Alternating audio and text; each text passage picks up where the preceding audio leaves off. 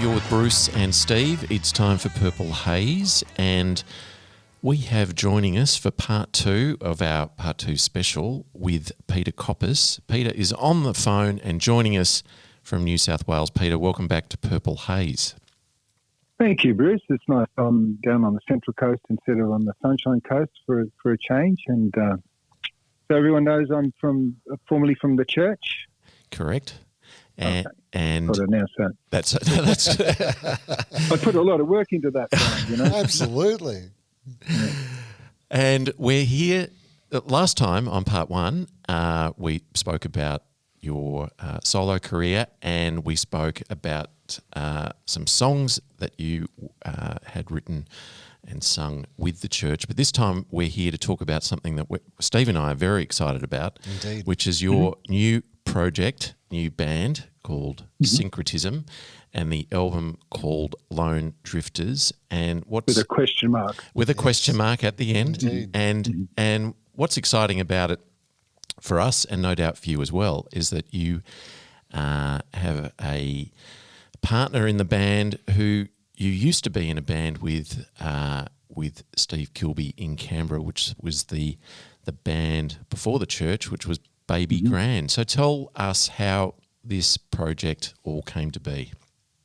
Well, the new Syncretism project, yes, is with Dave Scotland, and quite, I don't know if it's poignant is the way to describe it, but Dave Scotland was the most amazing guitarist in Australia, in Canberra.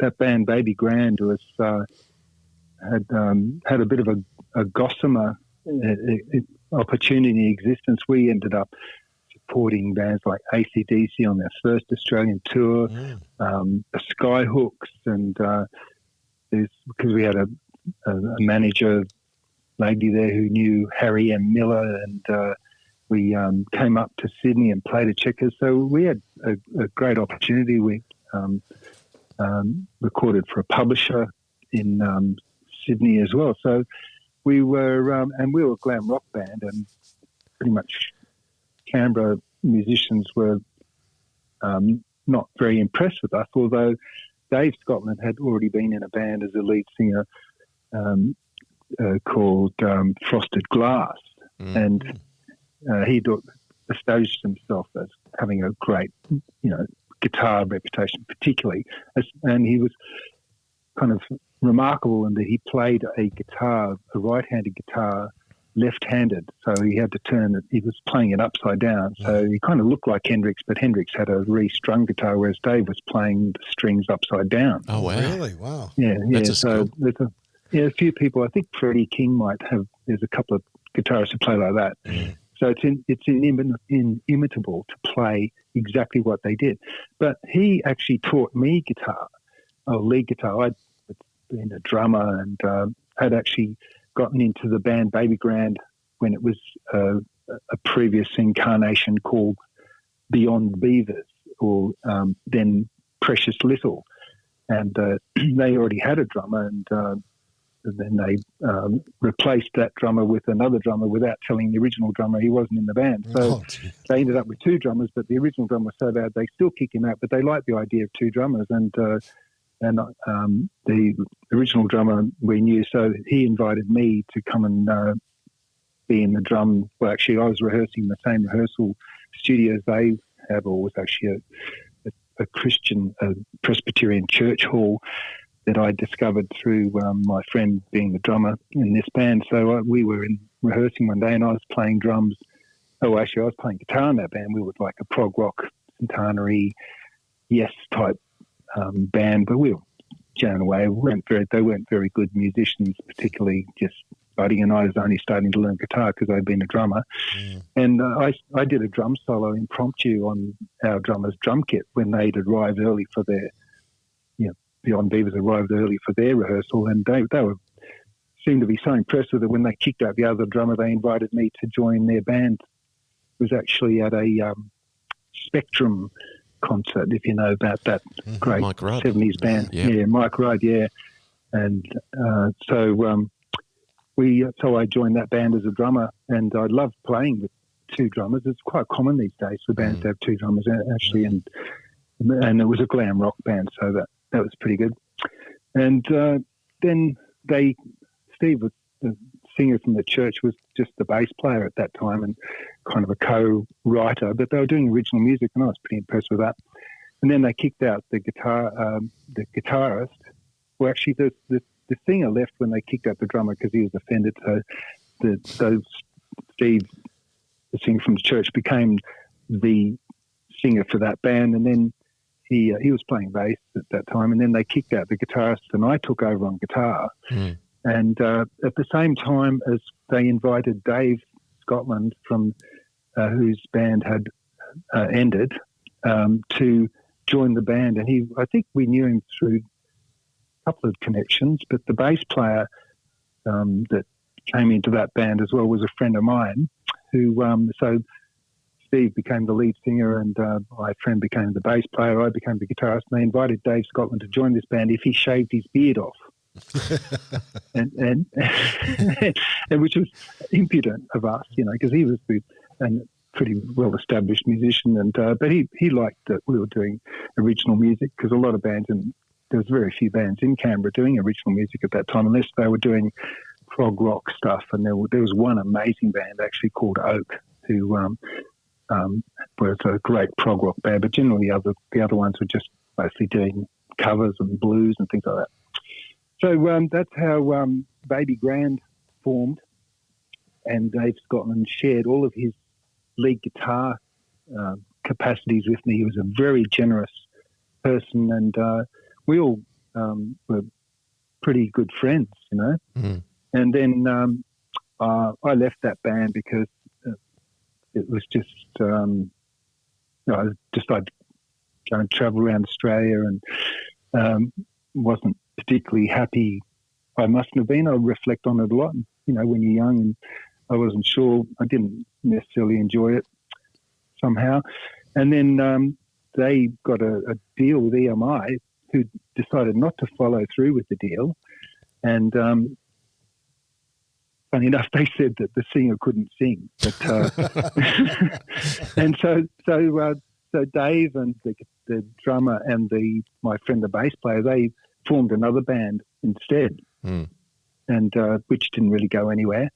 And as much talent as Syncretism you can tell from the songwriting, because it's mostly Dave Scotland's songwriting, yes, with my lyrics, and I just produced it or co-produced it with him, and helped him arrange it.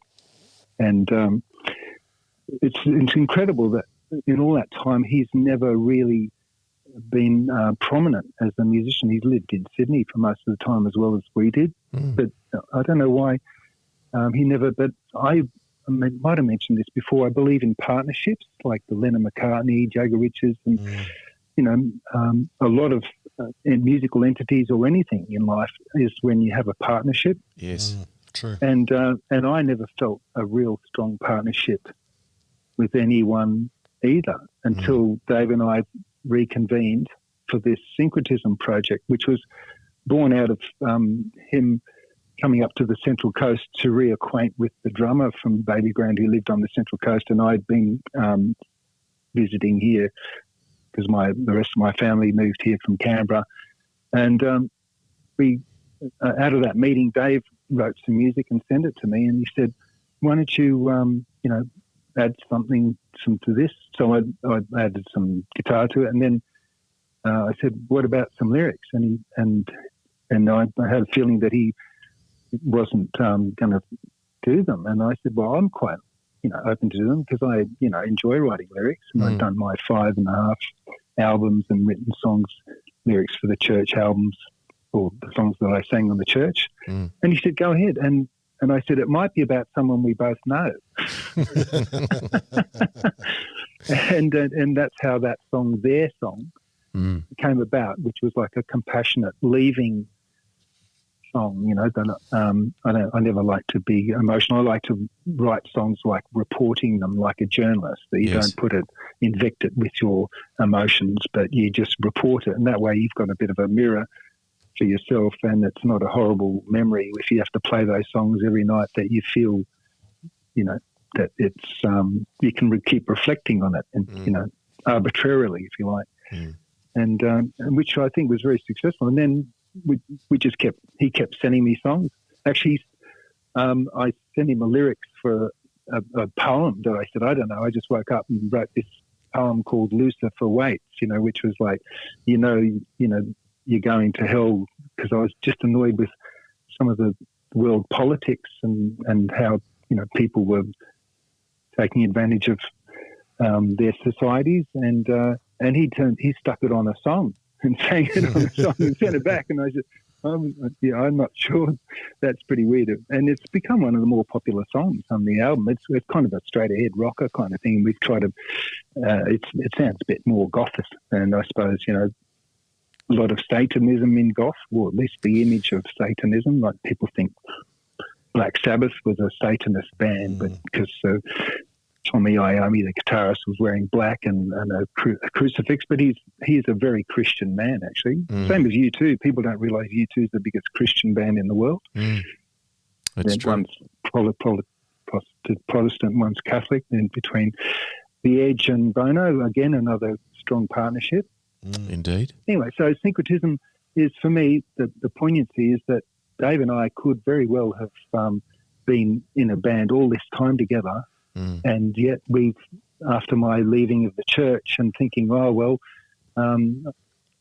had to leave that relationship because it wasn't bearing fruit anymore, and I think I was actually getting disdainful treatment in the band too, or lack of appreciation of the efforts that I did a lot, because I'm like the executive manager for the band, and thought that I was saving them from a lot of diabolical financial disasters repeatedly, and had proven my worth there, but that didn't seem to be have much bearing on consideration from me. And not that I need consideration, I like to be left alone, but they wouldn't leave me alone.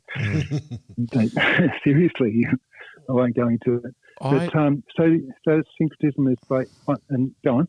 I was just going to say, I think there's always something good that comes out of a situation that's not so positive, and this album is an absolute joy to listen to, and it speaks volumes, and you and Dave should be really proud of what you've done, whether that's the right word or not. But it's a fantastic album, and it's worthy of a track by track Purple Haze breakdown. Exactly. And we're really glad about that, because I was always disappointed that most people don't expect an album to be full of great songs. Even a Beatles album, there's kind of like often a bit of a dud. But Dave and I are both,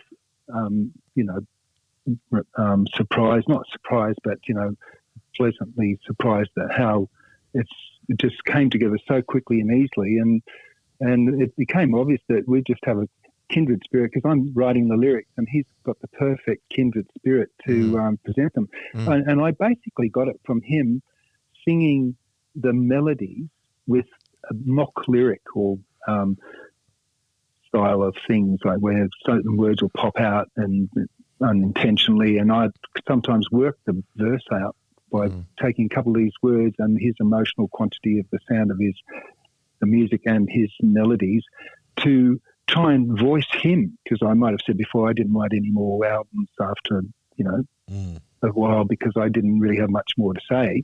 So I felt like I was his voice in a way. And then I realised that it was both our voices, and every song will have a parallel with it's a mechanical thing and an emotional thing about our achievement of surviving all of this time. Like, he hasn't had success on a popular level with his creativity, and I had a certain amount, which people seemed to, but I didn't feel very attached to a lot of the success of the band, because I didn't feel it was my manifesto anyway. And my solos that worked certainly didn't, although it's critically acclaimed. I got my first album was reviewed on Billboard magazine in America and in the recommended column, and none of the other members of the band have ever had an opportunity like that. So it's really the whole thing is very poignant. That Sorry, Pete, did Dave still continue to write and do music during those years? Yeah, absolutely. And he produced other people and recorded for other people, and he got his skills recording are amazing. He has, played the bass on most of the songs. I played on one, and he's curated the drums for all of the tracks and keyboards and programming. He's just a consummate musician, and we have so much in common like that too, because we both are capable of playing all of the instruments that are on the album, and whether he does it or I does it, it doesn't really matter. But we have a perfect syncretism. Not a syncretism. The word I was going to mention, syncretism was a word that just popped up because music reference book, which is supposedly when you take a musical idiom and add to it. And then I looked it up and realised that it was actually more related to religions and combining things like paganism and Christianity, as in Halloween. That's a syncretism of ideologies. And so I thought, wow, that's pretty...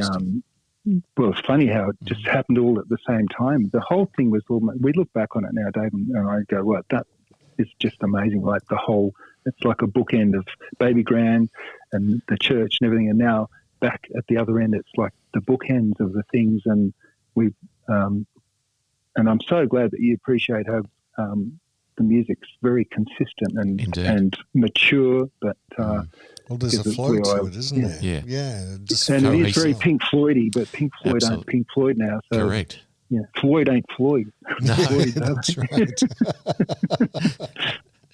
Now, the album starts off with a song titled Sirens, which to me sounds like a song of hope. What can you tell us about that one? Well, that's the thing. Every song, if we're going, I'd really enjoy talking about the lyrics of these songs because the music is, speaks for itself. But lyrically, as I mentioned before in part one, I like to have parallels, and it's kind of fun. It also keeps it kind of secure. If you have parallels, they tend to kind of like reassure each other. So Sirens is about those mythological women, beautiful women who sing from the island, and Ulysses knew about them and had himself tied to the mast of his ship on the way back from the Troy battle and on his Odyssey. And the voices are so beautiful that sailors would jump overboard and swim to the islands, and then these sirens would turn into monsters who would eat them.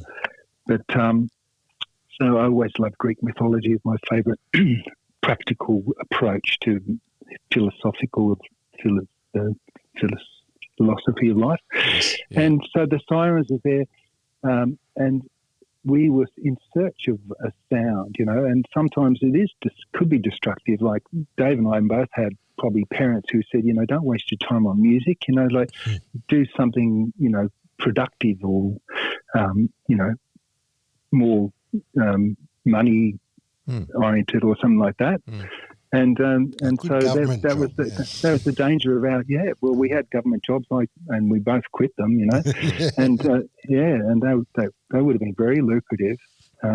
So Sirens have that foreboding that, in search of our musical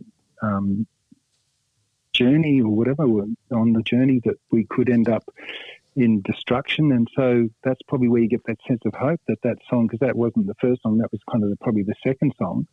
And so the higher than the sirens calling, we're bound, there's no chance to resist. I love the sound, and the other thing, it's just that's exactly what it's about. It's pretty, as I said, these songs are all about me trying to voice Dave's condition. I also realised it was my own, because in finding each other, it's probably gave me some faith and restored me after the leaving of the church, which must have had some underlying emotional issues for me, although I usually don't do anything self-destructive. And, I really like the line, there was darkness, there was doubt, wondering when those wings would ever sprout. Yes, well, this is the thing. I'm not just writing for us. It ended up being for both of us, but it's also for anybody else who must have that feeling that why do you persist at something that everyone else is telling you not to do? And this is there's so many documentaries about people's life stories now and the adversities that they had to overcome of doubt and people telling them no or interfering with them or dragging them back. And it seems to be something to do with courage. I mentioned that before in songwriting. I always look for courage, but in existence, that courage. And that's exactly, it's supposed to inspire people to know instinctively. A lot of people give up music probably because they don't instinctively think that they have got the talent for it. But if you've really got the talent for it, I don't think you can stop, whether you're successful or not. And we're just really probably glad that for our own sake, of this music, if it reaches lots of other people, it's going to be beautiful music, but also some reassuring messages for other people, I think, which I couldn't be happier about, which is something that wasn't in the church's music particularly. I don't think so. They were always laments. That's a conversation I've had many times with people over the years about that whole thing about people leaving music because they didn't find success and people not able to leave music because it's in their blood, as they say. It's a big divide, isn't it? And I also teach a lot of people, and if there's singers, I tell the parents of kids and younger students and older people as well, if you're a singer, you've got to sing because there's something, you get sick, physically sick, if you're a musical person. And for kids and that, they're usually more sensitive to things around them. And the schools let you teach the kids and take them out of class because they know that they learn faster and they seem to be more confident students. And it's a lot to do with identity, apart from the mechanical thing that stimulates the brain. The identity that they have of themselves, and they think, I am different than other people. They don't play music. I play music. I must be different. I'm not good at sports and footy, and everyone celebrates that around the world, the sports and those physical achievements. And music people and artistic people, they know they're different, and other people kind of think they're weird. I think they're more celebrated now. People kind of accept musicians more, than they ever did too. They kind of go, oh yeah, they're an artist. That's why they're different. And instead of what's the word? I can't think of the long word for isolating them what's the word for that? Come on. Bruce, you're good with language. What's the language we're talking about? Well, anyway, it's when people feel like outsiders, yes. and made to feel like outsiders. I don't think musicians and artists feel that anymore because of a lot of those documentaries, like Van Gogh and all these great artists. Van Gogh never sold a painting in his whole life except to his brother. And maybe one female Belgium artist, depending on which documentary you read. But exactly. Yeah.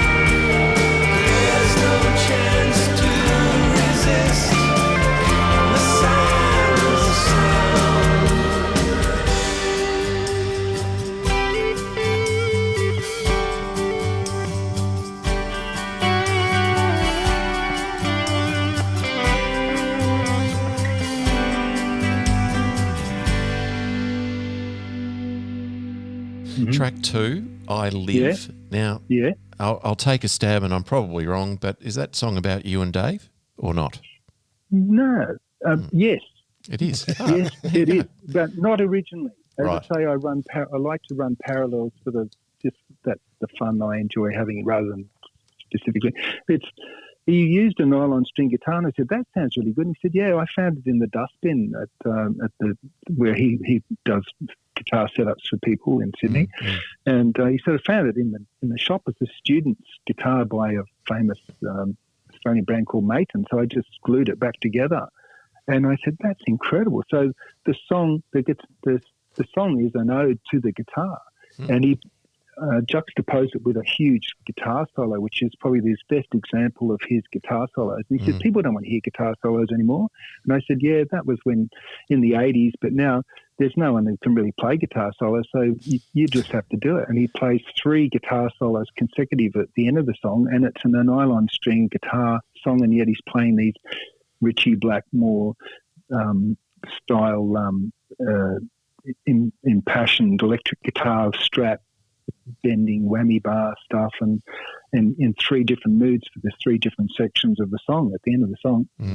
And it says, I'll set fire to fingers until they ache, because that's what happens when you learn guitar. They always complain about how their fingers hurt. Yes. And then says, I'll sit before them like the songs they will make.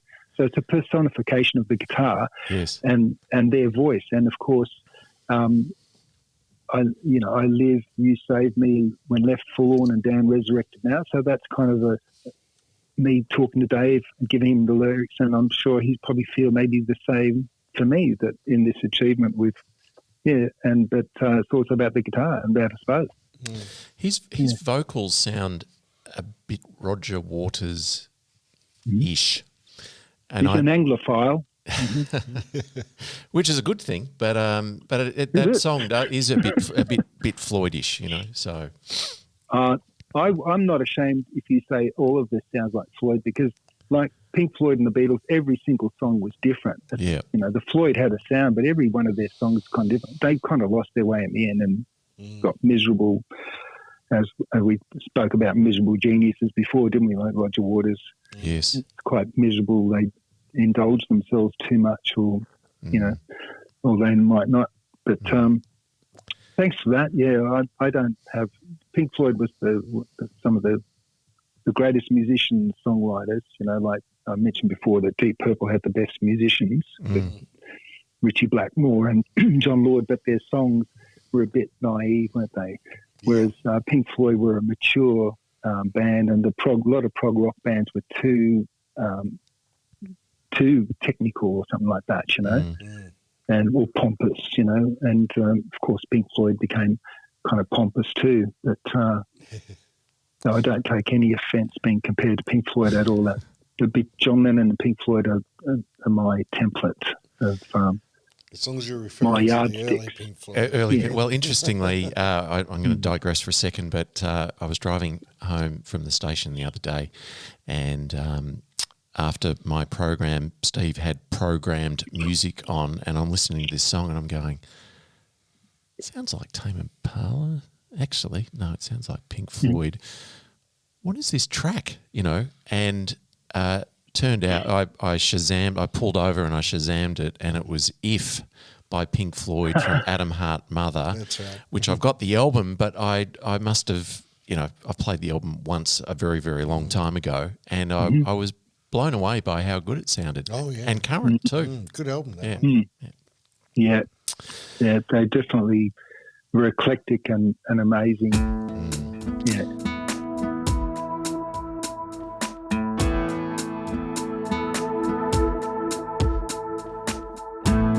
I set fire to fingers until they ache. I sit before them like the songs they will make. A reason to exist is giving music birth in some holiday, maybe sad or have mirth.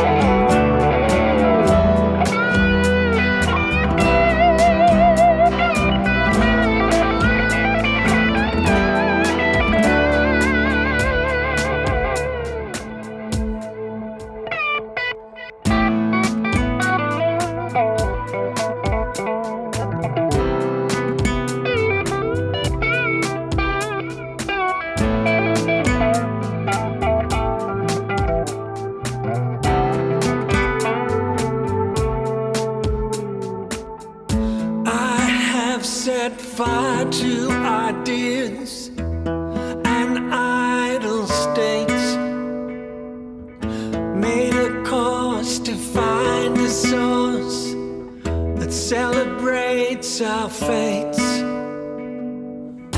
I live to sail away, to set you down someplace. I live,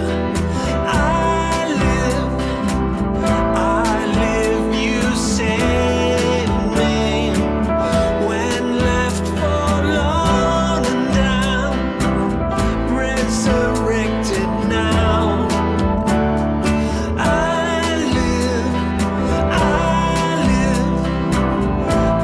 live, you save me.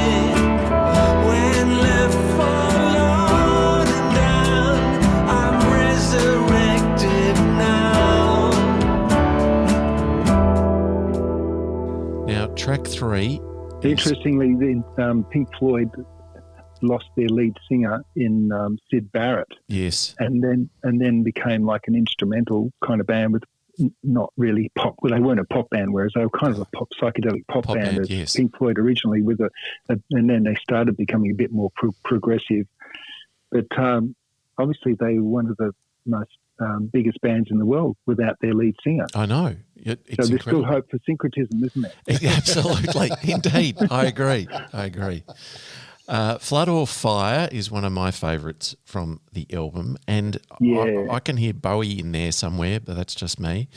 No, definitely Dave always had this Bowie-ish thing about him, like it was just innate for him to be like that. And he's an Anglophile, so,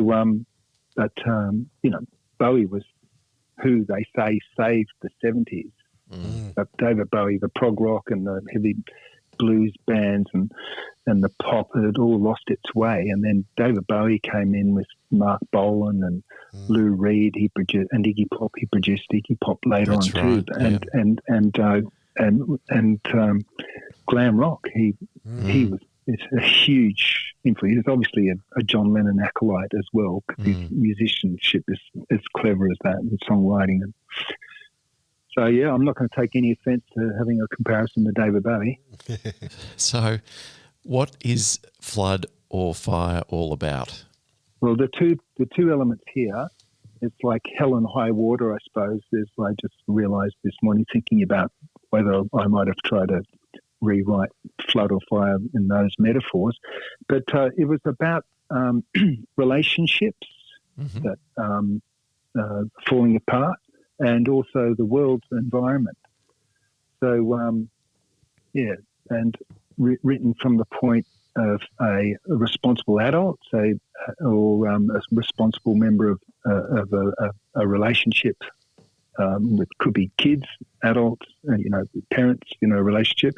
That pre-chorus goes, never to have to say, I let you down, I'm on a job, I want you around. It's like saying you want the environment, or you want that person, you want to have a good relationship with that person. There's always a compassionate thing. I always give people the choice if they want you around, and because I would, if I've invested time in people, I've always thought that there's something valuable there that I don't want to lose. But and same, so yeah, it's our regret will be to argue. Our regret won't be nostalgic. It's like, why are we fighting? Yes. Yeah. But I do like the last bit, which says, now we are in this fog of where will the shore be? Yes.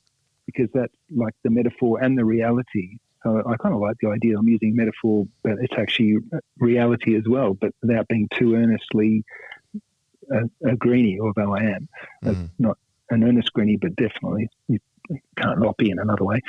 So of where the shore, as the waters rise, must fight the flood before me. I mean, you've got flood of tears, all those metaphors. I know all those old metaphors. They're triggers that people reuse, and it's like perfume. It smells different on different people. So I'm not afraid of using the old metaphors, and they do connect. And I'm having kind of fun with them, playing the whole album lyrically. I'm really, really glad about it, because I'm having fun with words and lyrically.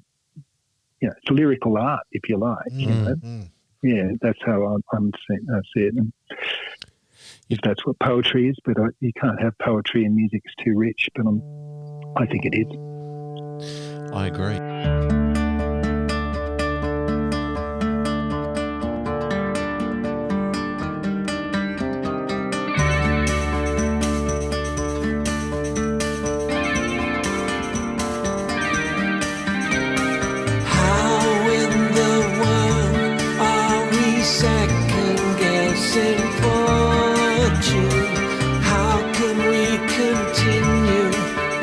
regrets for our own torture.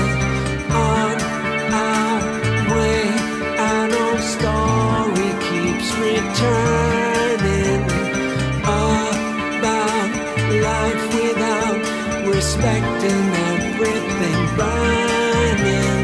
What you have to say, I let you down. I'm on the job. I want you around.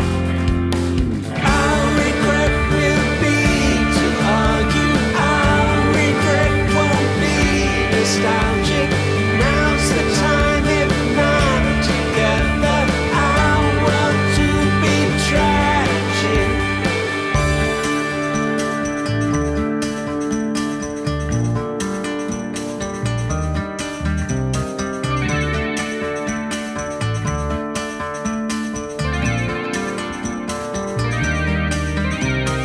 Now we are in this far of where will the shore be? As the waters rise, must fight the flood before me. What you have to say, I let you down. I'm on the job. I want you around. Our regret will be to argue. Our regret won't be nostalgic.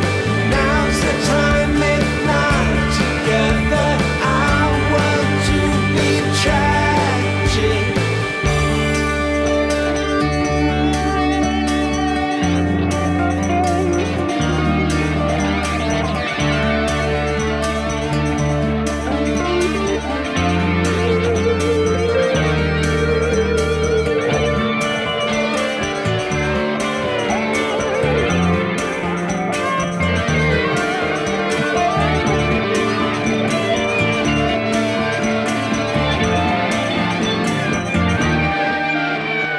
Our regret will be to argue. Our regret won't be nostalgic. Now's the time, if not together, our world to be tragic. Our regret will be to argue.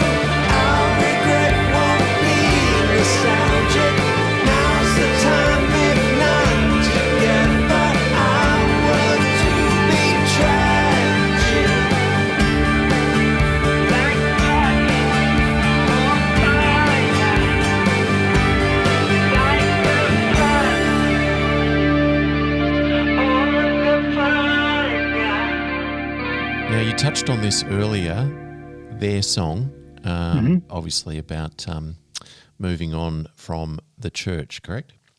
Oh, well, again, it's about a reflection of a lot of things. As you get older, this is another thing. I'm not trying to write songs like I'm a teenager, like Mick Jagger seems to be doing these days. He was one of my favourite lyricists in the trilogy era with, but even earlier, I always loved his storytelling and his mimicking. He had a great sense of humour when he, like Far Away Eyes. Yeah, I was just thinking exactly that. Yeah. He's one of the greatest lyricists ever, and very entertaining. And I don't know why what he's writing recently. He's gotten a little bit more, what is it, socio-political or something like that. But their song is about leaving. It's a leaving song and trying to be compassionate, but it's about reflecting on. Oh, that's what I mean. The thread was as you get older, and Bob Dylan's done a pretty great new album, I think, as a mature or even, I don't know what you'd call him, an elderly musician, certainly very mature musician. And I always wanted to write music that I feel not embarrassed about listening to when I was the age I am now, actually. And I'm over 60 now, so I'm thinking, I can't pretend, a lot of things. I think that I should be able to write music for people of my age, and also younger people can look to what it's like to be old, because I thought the legacy of growing older for a musician was very poor. What happened to the Rolling Stones and Pink Floyd, and that what had made them great, they were diluting it by, they didn't need the money. Why make these songs unless, they could just go and play music together? Why do they need to go and foist it upon us, and destroy the legacy of the greatness of the era that was 60s and 70s, the golden era of music with those bands, those musicians. So, their song is a compassionate view of my life experience of being, relationships that come and go, and the fact that I felt that I'd tried to do the best I could, and wasn't just egotistically annoyed that I didn't get my way. And we won't mention any names here. Now, can I just say also what's fantastic about this digital release is the fact that it comes with a PDF file where you can actually... Very nice. It's very nicely put together. Now, the artwork, drawings, paintings, watercolours, etc., is that all Dave that's done that? Yeah, amazing work. He just did them on the spot, and just for the hell of it. So we'd have something there, but I didn't realise he had that talent either. And I've been just looking at it again today to review for this interview, and the graphic design is by Ian Martin, who's done a lot of work for me or with me in my solo covers, and he also is a very talented musician and a left-handed guitarist in the same way that Dave's left-handed. I'm very aware of left-handed people. The only one of the Beatles who wasn't left-handed was John Lennon, because Ringo was a left-handed drummer. He used to lead all these drum fills with his left hand, and no one could play like that. Yep. And George Harrison was a left-handed who played right-handed. That's right. Like a lot of guitarists, you might not be aware of, like Waddy Wattell from who produced Starfish album for the Church and works with Stevie Nicks as her solo album band guitarist, who also worked in the Expensive Winos with Keith Richards, and actually left our Starfish sessions for 2 weeks to record with Keith Richards in Toronto for 2 weeks, and he said to us, if it was you, you'd do the same thing, I'm not bailing, I'll be back, Can't blame him on that one, so he was very, very close to Keith Richards, and he was a left-handed guitarist who played right-handed as well. Yes. So I've always been aware of left-handed people, so they usually tend to be very talented. Indeed. It's ironic you say that, because I started off as a left-hander myself, but being a drummer up front, and every time I went to play the drums, someone would say, hey, jump on and play. They were always set up right-handed. And it was too much of a muck around to reset it. So I was like, I just have to learn to do it right-handed, but that's just to conform. But Ringo, to your point, Peter, before, I saw on YouTube, it's fantastic if you see Dave Stewart from Eurythmics is interviewing Ringo Starr and starts to play the drum intro from Ticket to Ride and also come together. And Ringo, you can't play it as a right-handed drummer. He cannot play it. No. And he's incredible. With your left hand, you have to lead with your left hand to do that beginning of come together. And the other drummers are the drummer from the Beach Boys. He was a left-handed hi-hat player, and the drummer from the Angels, Buzz Bistrop, he's a left-handed hi-hat player as well. They're left-handed players who obviously just play with a right-hand kick. Fascinating. It is. I think that there's something creative in their mindset. They also don't live very long. Don't tell me that. Actually, I know that they don't like to hear that either. But it's because actually this is the other. From part one, I mentioned this. The two young 18-year-olds who were part of my story there. The other thing was they were both left-handed drummer guitarists who played right-handed as well. Oh, wow. I'd forgotten to mention that. Isn't that bizarre?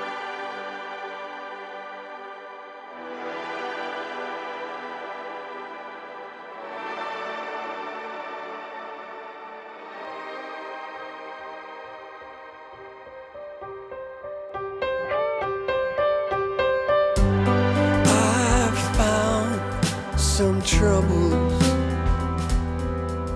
and now I'm moving on. There were some people that did me wrong. I tried to love them all, but they would not change. There was some good in there until it was too strange. I gave all that I could take. Now I've got it all. After all, the years have been filled with worlds that have failed, with loves that were made, and those that have paled. Often not what I had willed, but my love was never afraid. It hurts sometimes without regret, but this is all of mine. Do not forget.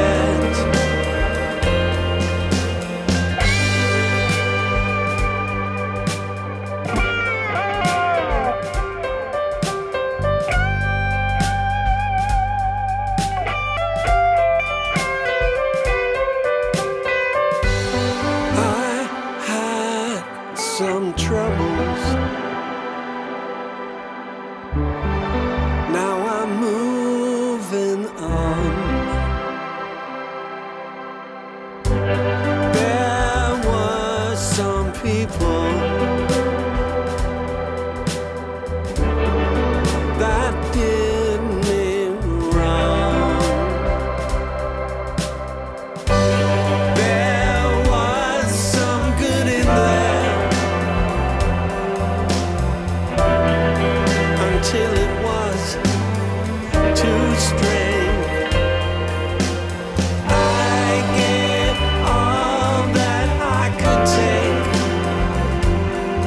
Now I've got it all. After all, I gave all that I could take. Now I've got it all. After all. Now, track 5, First Nation. I wrote a note here last night, and I think that it's got an Ice House type vibe. So don't know. Ultra Bruce.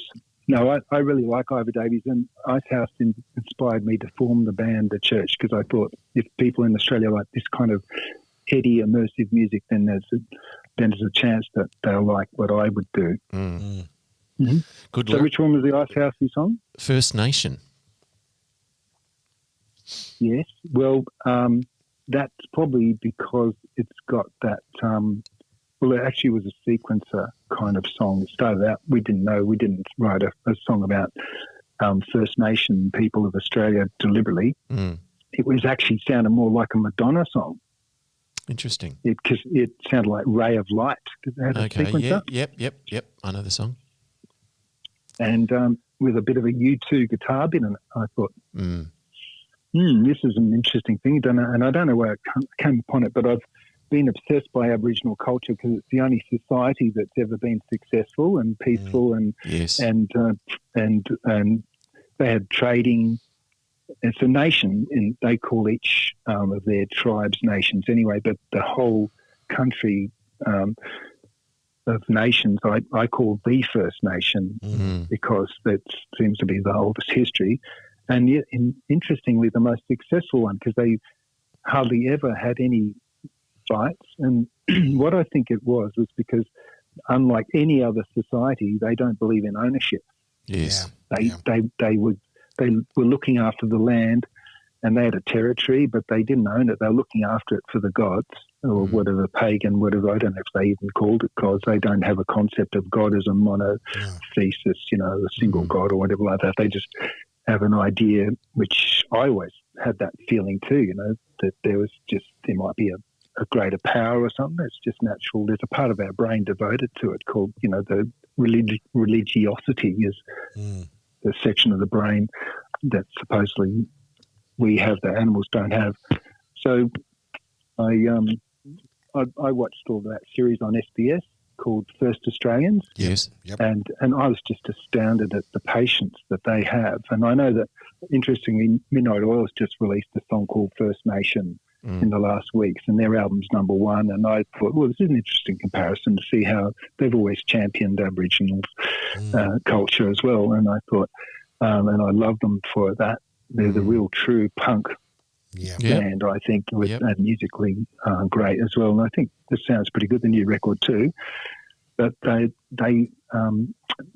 if I could criticise them anyway, they're a bit. There's an anger. They kind of like trying to voice Aboriginal anger, and I don't feel Aborigines are frustrated, but I don't see them as angry. And if you watch the First Australian series, I think there might be 8 episodes from different states of Australia, particularly focusing on it.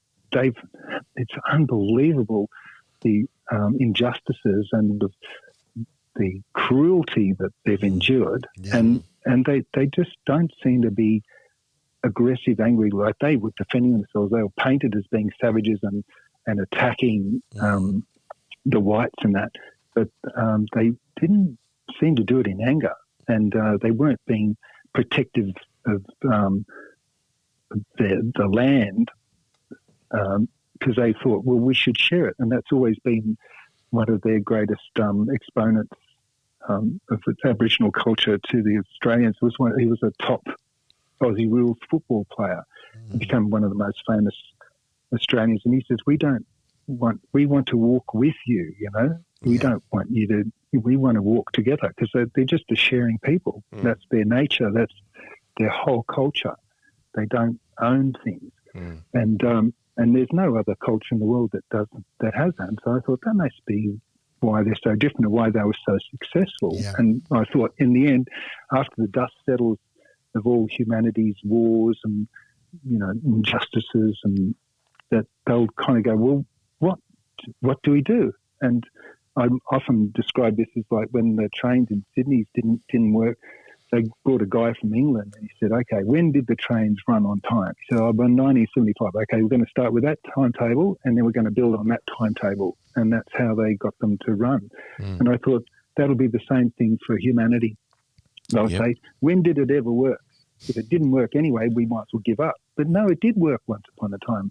The Australian Aborigines had trade routes across 3,000 miles of the landscape that they knew their way through poems. They didn't have a written language because they had such phenomenal memories that they could remember, like a Shakespearean-length book or play of poem or songlines, as they call them, to know at every area, at every season, where to find water and food for them to travel, across the landscape. So I'm still, getting more and more information about that because I find it just totally captivating.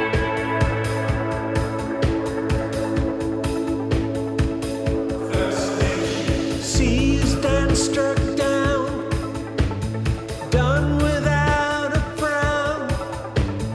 Our idea of life so foreign.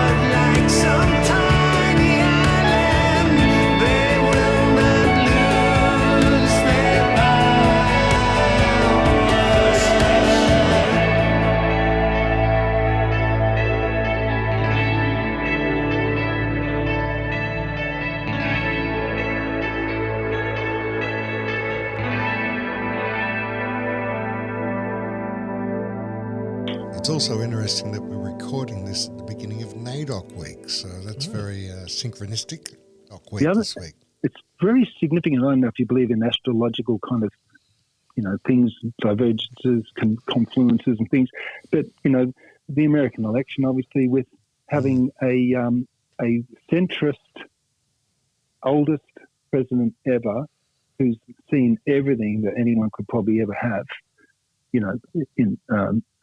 who's still alive, is in a position to bring faith, because the whole world has been on tenterhooks because of this, the feeling of the danger or premonitions of something terrible spiritually, morally in the world. If we didn't get past this year of the coronavirus, only intensified those feelings of humanity and what do you respect, what do you value. And it's been a really huge year this year, and the unprecedented and all the rest of it. But NAIDOC week is I've always been aware of that celebration as well. I always watch their the Deadlies as well. They have like a music, not competition, because I don't think they have it. They have a music celebration every year, like our arias. And I always like watching that and astounded. There's been some massive successes. There's a really cool Aboriginal rapper. I think he was on that national television broadcast to raise money for the bushfires. He was on stage with, it wasn't Midnight Oil, he was on stage with John Farnham's band or something like that, wasn't he? Something like that, I don't quite remember. And there's another a kid rapper that's like hugely popular overseas, funny enough, like from Redfern, Sydney. That's right. Yes, I saw him just recently. Yeah, very good. Boy at something, isn't it? I mean, I'd remember. I'm never good at remembering names. Yeah, no, I'm not good at names either. But certainly, I think that generation, the new generation, they kind of have. I don't know. They don't. I think they've actually kind of moved on. That's the one thing that we were worried that everyone would be burdened with all of our feelings of injustices and fights, and that I think they have a pride. A lot of kids are going back to country, Aboriginal kids, and learning because especially with COVID, there's no people say lockdown, worried about food and sustainability and that. The Aborigines just went bush. That's right. They couldn't. In fact, this First Nation song, I rang up the local Gubbi Gubbi is the tribe from, or the nation that's from the Sunshine Coast, which actually stretches from the New South Wales coast all the way up to Bundaberg. That's how big their land area is on the coast, the Gubbi Gubbi. And he said, I said, I'd like to have a didgeridoo player play on my song First Nation. And I said, I know they don't like cultural appropriation and all the rest of it, and they're very, very careful about doing anything with anyone, you know. Yep. And so I said I sent him the song. He really liked it, and he said, "Oh, here's my documentary videographer. Go and ask him." And he wanted to go to one of the other leaders who's in the arts dance culture up here, and they never came. Well, actually, I wanted them to give me some photos or something that they approved for the song, rather than pinching anything or putting on. And that never. And I was going to have a bit of a video of Aborigine children actually dancing, because I thought that is as I mentioned before, I think the new generation of Aborigines are going to have like a different perspective, maybe. I could feel that, you know, it's a renewal or something like that, and I didn't want to go into the old things. So, but they said, there's no way I can get a didgeridoo player because they've all gone country. And so I had to emulate a didgeridoo for the song, which I think was great in the end, because it was like a space didgeridoo, and I used an e-bow, which is the electronic violin bow. Oh yes, and which I also feature in one of the instrumental on this album, with some a vocalizing effect that I found in a pedal, which sounds like chanting monks. I might have mentioned that in part one too. Did, actually, yeah. So I've got this chanting monks. And the electronic violin bow just droning through the whole song, and I was really glad that I could. That's like a syncretism again, that evolving an idiom. I think I've respectfully evolved their didgeridoo aspect, and it's part of my canon of sound as well, or my palette is droning. The church music is a lot about droning notes. We do a lot of droning high notes. So I think that it's kind of like an overlap there. I don't think I'm appropriating their thing unnecessarily. I'm just reaffirming, you know, my maybe they had an influence on me. Mm-hmm.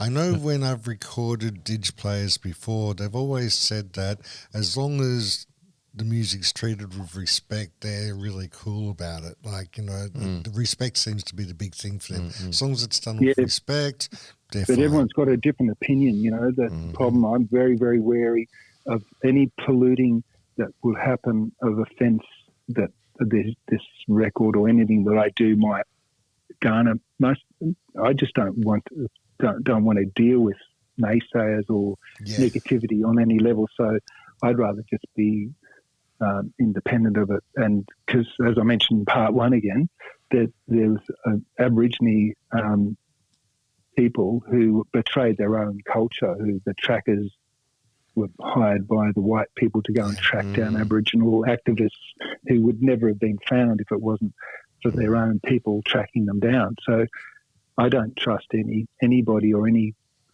you know, thing really. I try to be as independent as possible, and First Nation is a huge compliment.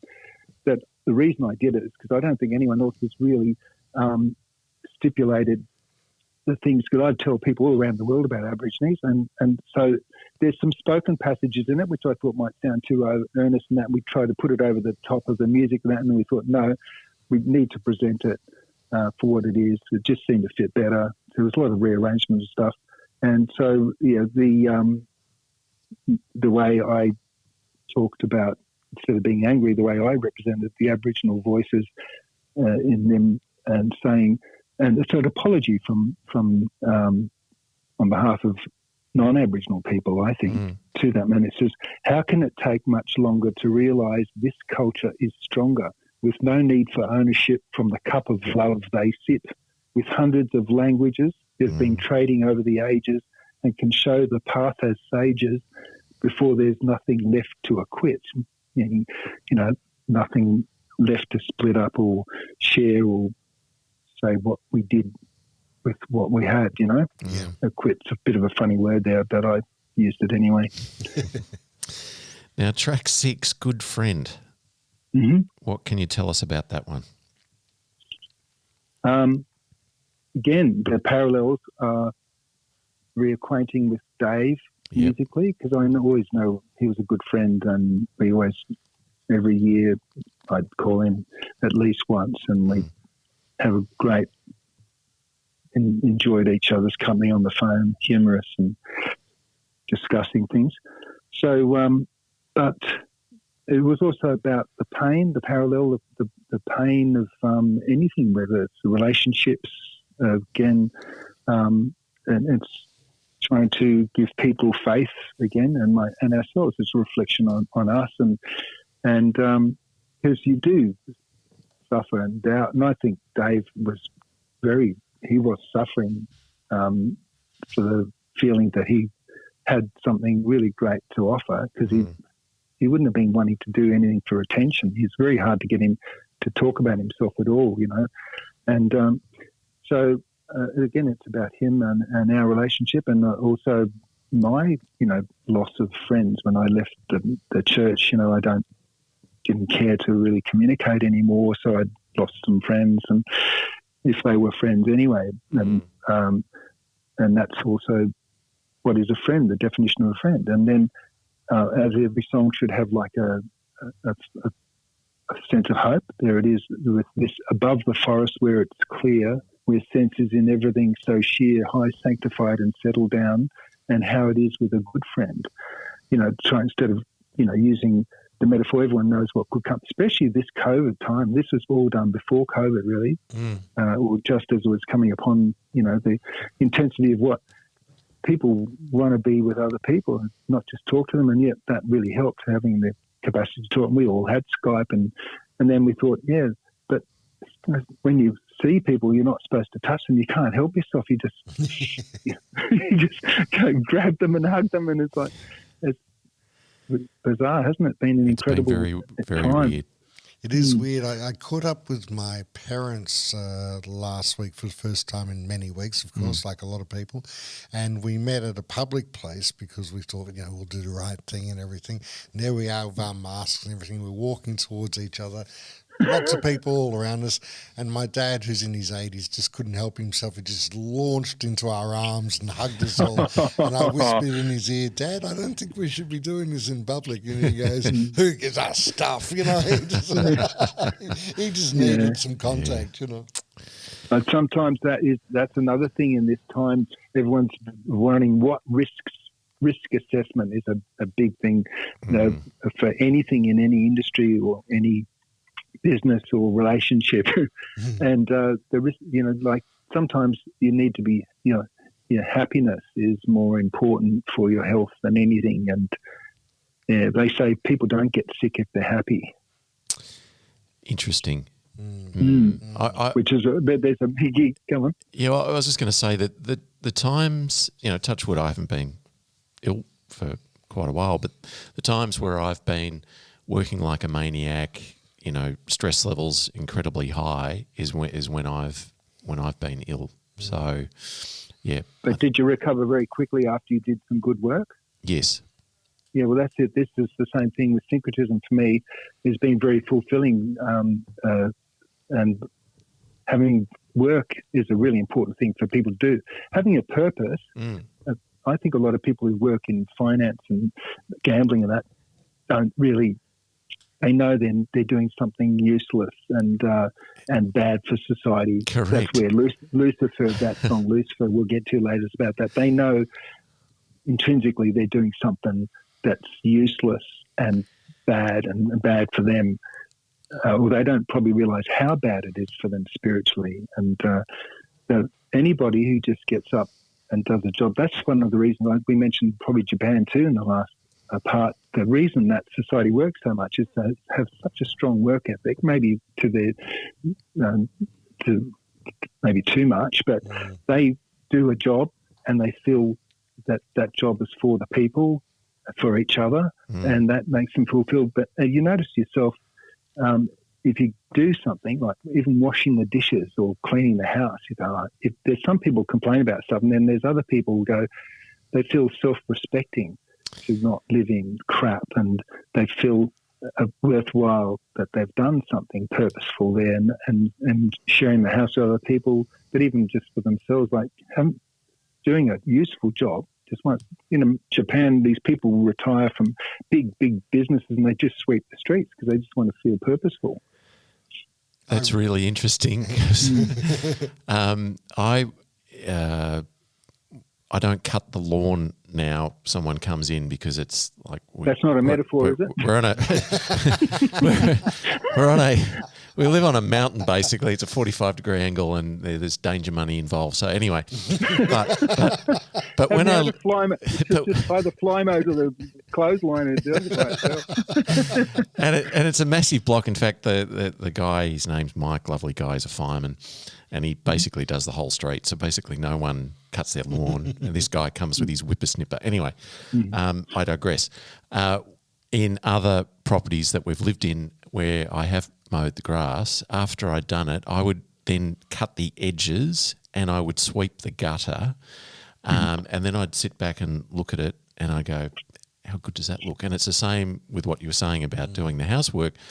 Like I actually love looking at the carpet upstairs after it's been vacuumed. You know, it looks. I go, wow, that looks fantastic. You know?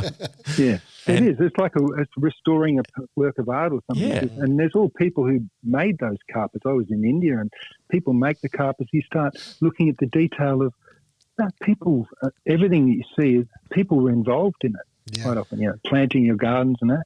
You could get a goat, by the way. You could do a good job in the yard there. Yes, we could. Yes. Good call. And the other thing, sorry for interrupting here, but you made a point about enjoying your work and having purpose, etc. And I saw a band called The Church, and the lead singer said, he said something about, oh God, I'd hate to work in a bank, right? And guess what I was doing at the time? I was working in a bank. And I was. Now, what's the good side of working in a bank? At least you have a finite thing. If you've done a good job, you know that you didn't lose any money. Exactly. But do you? Well, when I was a teller, I used to enjoy the fact that they used to call it you'd slicker, meaning that you had the correct amount of money in your drawers. Anyway, I got to the stage where I went to work each day, and I felt like I may as well have just ripped up everything I've just done and put it in the rubbish bin, because I had absolutely no joy out of doing the work at all, and I ended up changing career. But it's very true, so I can relate to that. A final comment on that is that my partner's family in North America, two sisters and brother, have all worked in banks their whole career. They're all suffering of cancer at the moment. Yeah, there you go. Oh, so, well, that girl Maria Gavorko I mentioned in part one, who was my muse and also wrote the song The Destroyer from the Iridescent EP together. She was a teller one, which means they're the top. Number one. Yeah, wow. Teller one. So she was in banking, and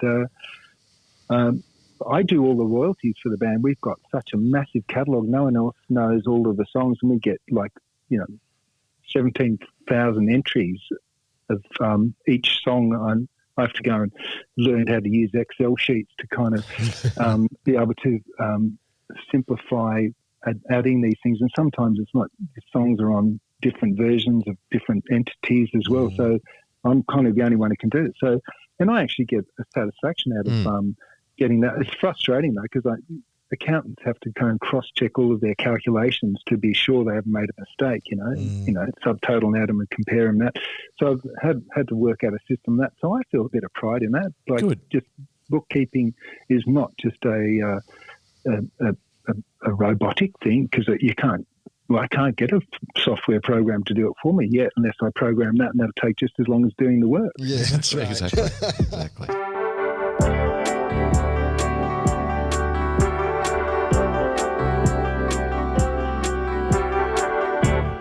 I sympathize with hurting hearts.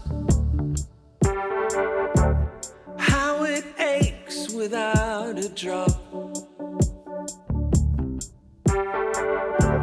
Sitting, waiting for another train to come. Wondering if it missed a stop.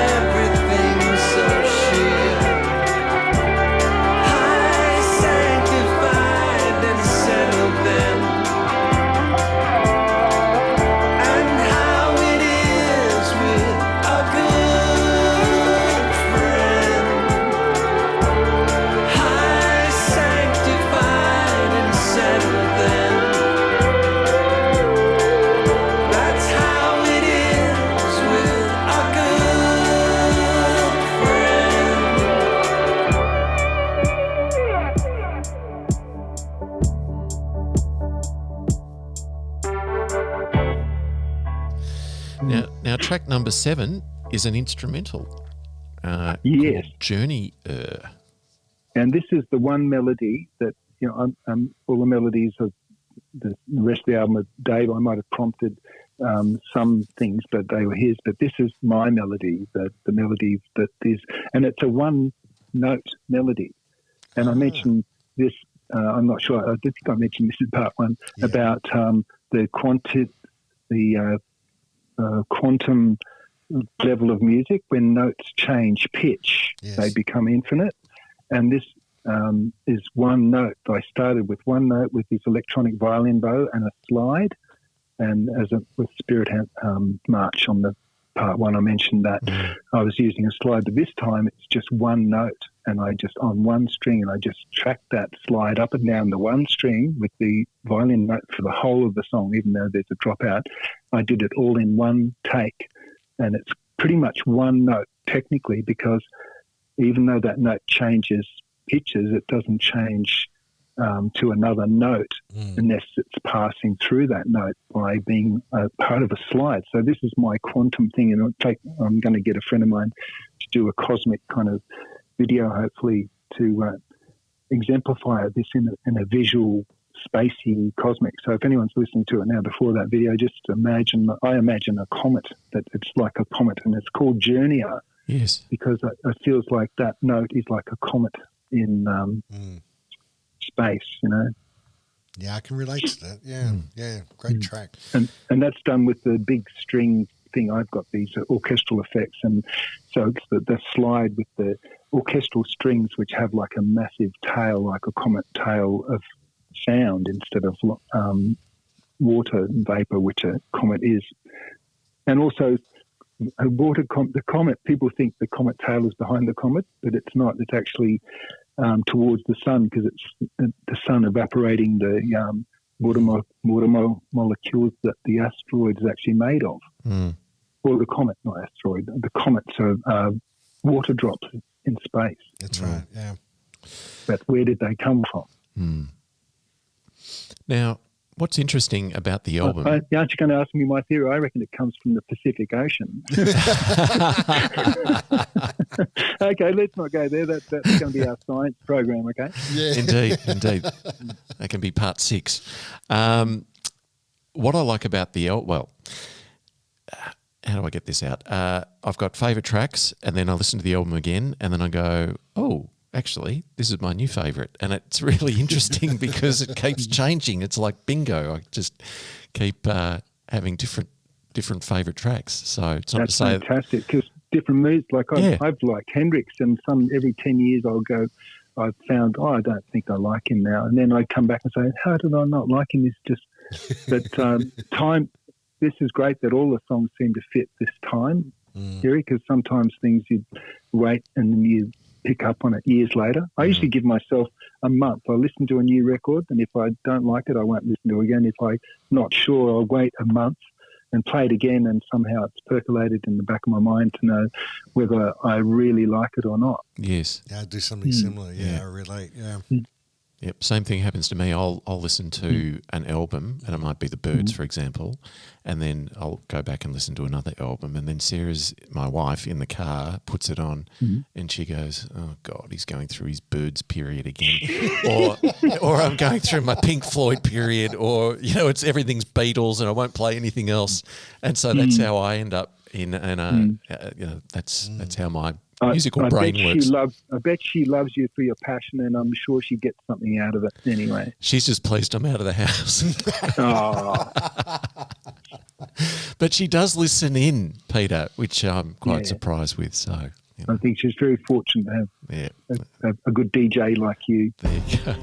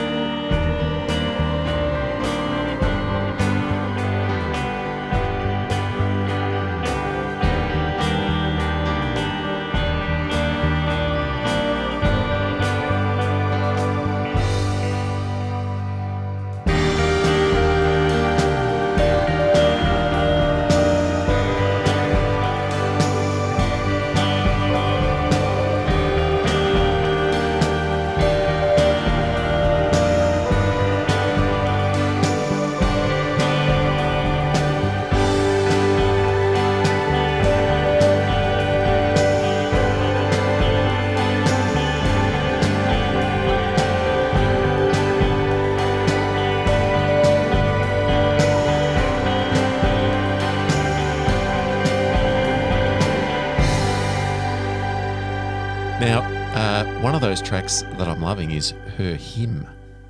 Mm-hmm. And very moody indeed. That's obviously a joke, isn't it? The hymn, but even if you didn't see the spelling of the hymn being Exactly. HYMN. Yeah. And the other Indeed. thing is, God is a woman. And then, Helen Reddy. Yes, she said that. Yes. Yeah.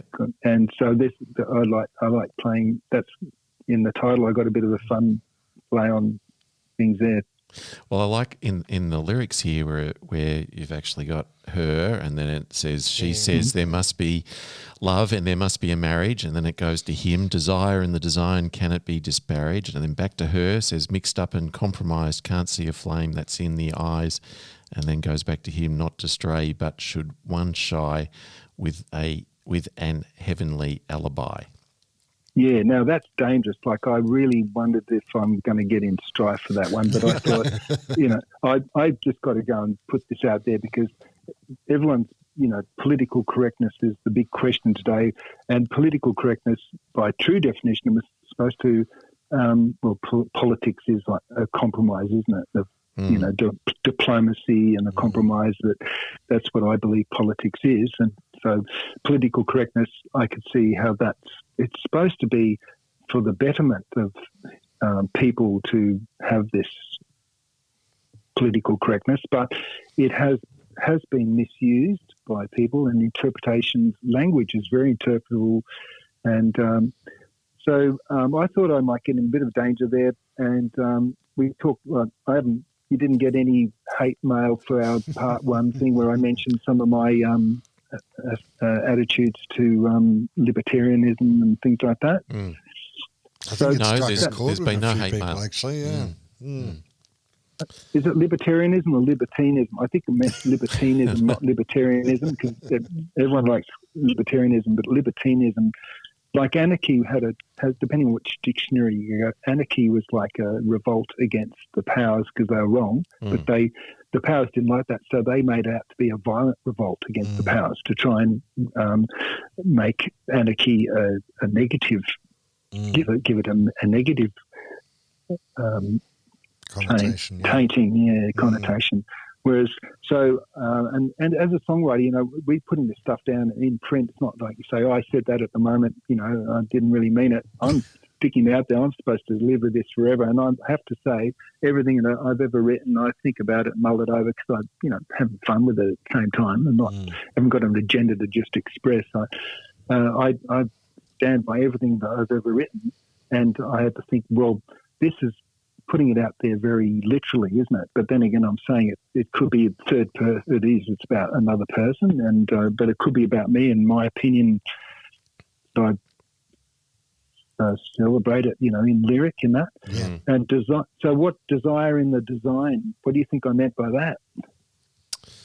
Design. I can't answer that question off the top of my head. Him, it's a male thing, isn't it? Yeah. So the design, and we always have been men are from Mars, women are from Venus. That differentiate, and then at the same time we're saying in this era of political correctness today, inequality, men and women are the same, but they're not, and there's the balance between them. There's some, and I don't say they're separate entities. I have this whole thing, and as I mentioned before, I'm a centrist in the sense that.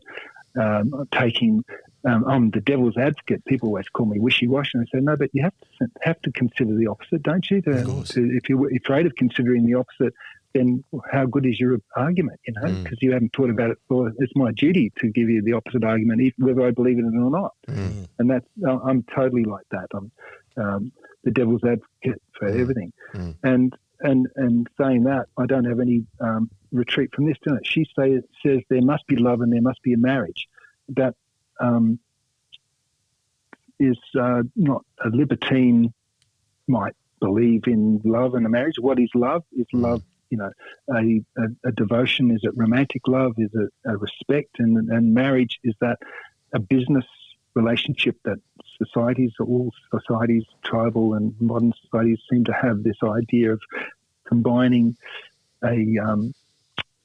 two people to bring up children or something like that. What other reason is there for marriage? I know. And this is the thing I thought about with the marriage equality in Australia. As I said before, I I'm a Greens voter if I have to vote, and I don't necessarily support everything they do. And I was wondering when they got distracted with the marriage equality debate, when I think, hey, come on, we all need an environment. Isn't that the overriding thing?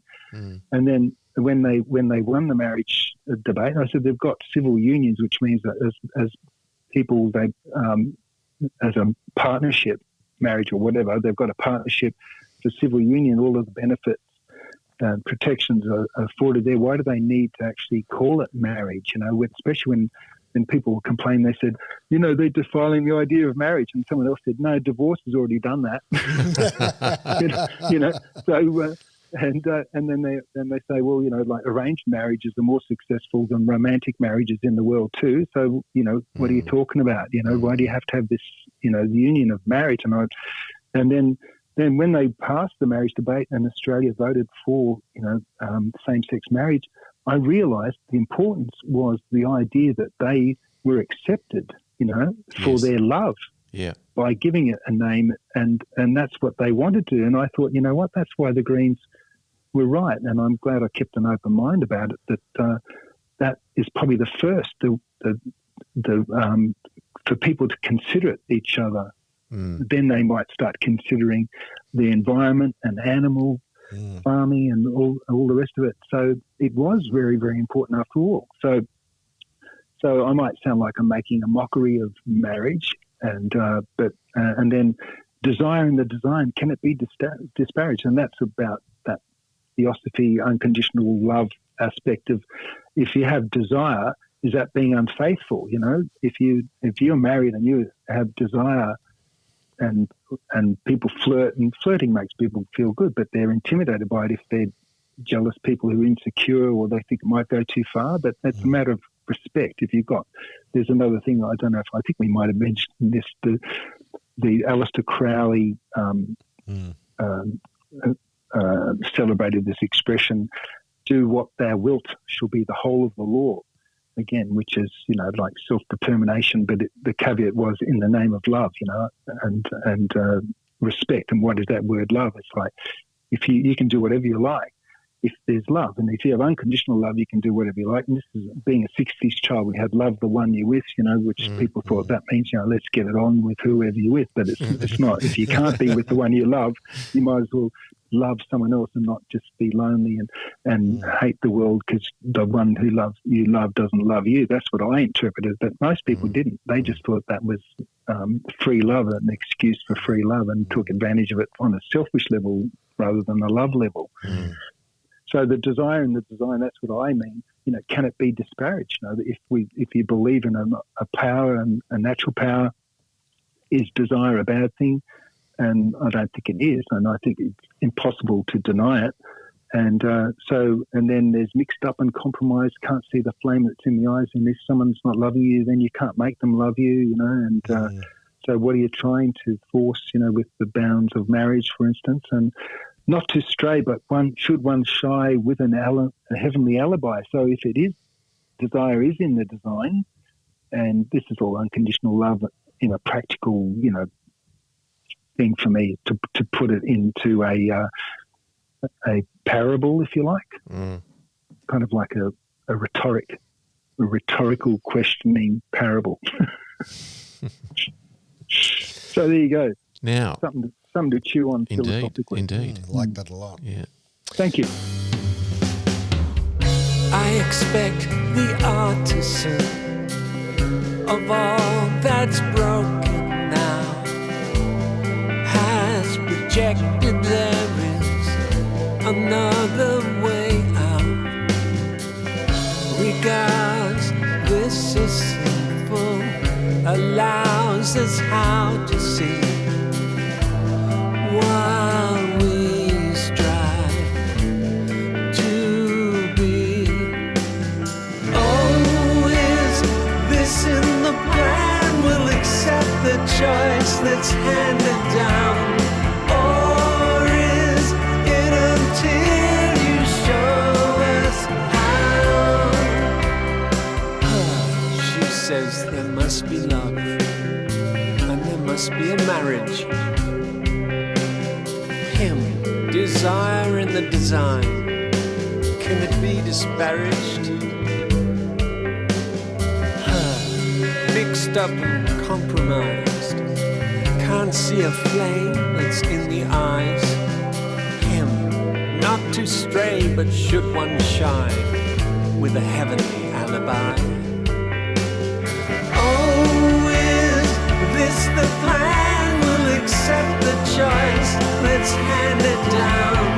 Or is it until you show us how?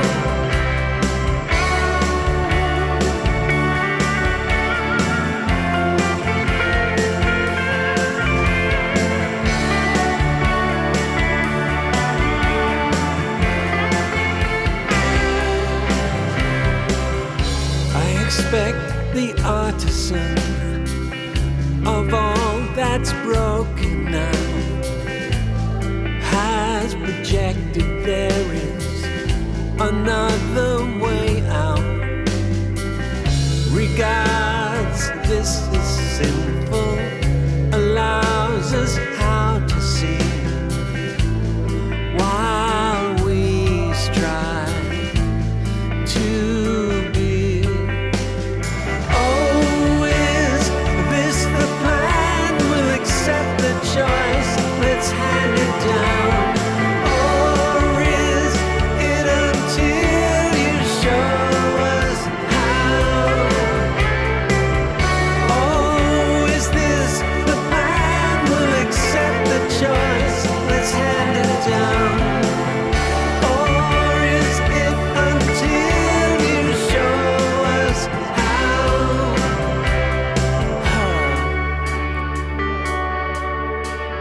Him.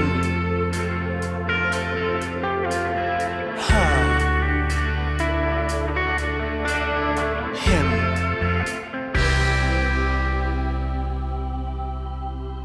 Now, track 9, Cuba. Yes, I've been there.